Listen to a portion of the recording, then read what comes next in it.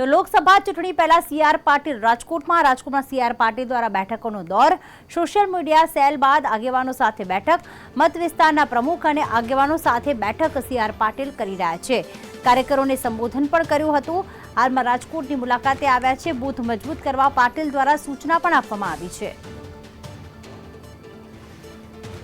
મયુર સોની અમારી સાથે લાઈવ જોડાઈ ચૂક્યા છે. મયુર, ખાસ એ જણાવશું કે સીઆર પાટીલ આજે રાજકોટની મુલાકાતે છે, કયા કયા કાર્યક્રમો રહેશે?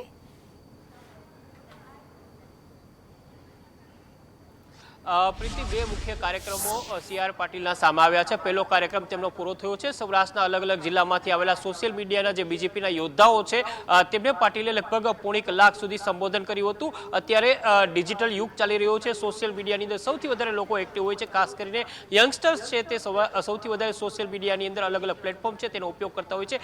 આ પ્લેટફોર્મનો ઉપયોગ મોદી સરકારની યોજનાઓ, સરકારના કામો, જનતાને ઉપયોગી કાર્યો છે એ પહોંચાડવા માટે કરવાનો અનુરોધ છે તે સીઆર પાટીલે કર્યો હતો. સાથે જ એમ પણ ટકોર કરી હતી કે સોશિયલ મીડિયાની અંદર વ્યક્તિગત હીરો બનવાને બદલે જો સોશિયલ મીડિયાનો યોદ્ધા છે બીજેપીનો, એ સરકારની સિદ્ધિઓ, સરકારના કામો અને જનતાને લગતી વાતો છે એ સવારથી લઈને રાત સુધી કરે તો ચોક્કસ સરકારની વાત જનતાના મગજ સુધી પહોંચી શકે છે. બીજો કાર્યક્રમ હતો રાજકોટના કાલાવડ રોડ સ્થિત બીએપીએસ મંદિરના હોલની અંદર શક્તિ કેન્દ્રોથી લઈને બુથ કાર્યકર્તાઓને સંબોધવાનો. આ કાર્યક્રમ ખાસ એટલા માટે કહેવામાં આવી રહ્યો છે કે સીઆર પાટીલે ગણીને જે બેઠકો વિધાનસભાની અંદર ખૂબ જ ઓછા મતે ભાજપે ગુમાવી છે એ બેઠકોને લઈને કાર્યકર્તાઓને ટકોર કરી હતી કે પેજ પ્રમુખોથી લઈને શક્તિ કેન્દ્રો સુધીના તમામ યોદ્ધાઓ છે એ આ લોકસભાની ચૂંટણી અંદર કામે લાગી જાય. 5 લાખનું લક્ષ્ય છે એ કોઈ મુશ્કેલ લક્ષ્ય નથી. એના કરતાં પણ વધારેનું મતનું ને લીડનું લક્ષ્ય છે તે પૂરું કરી શકાશે. માત્ર ફોકસ કરવાની જરૂર છે કે કઈ જગ્યાએ ખામી છે. આ સાથે જ એમણે એવી પણ ટકોર કરી હતી કે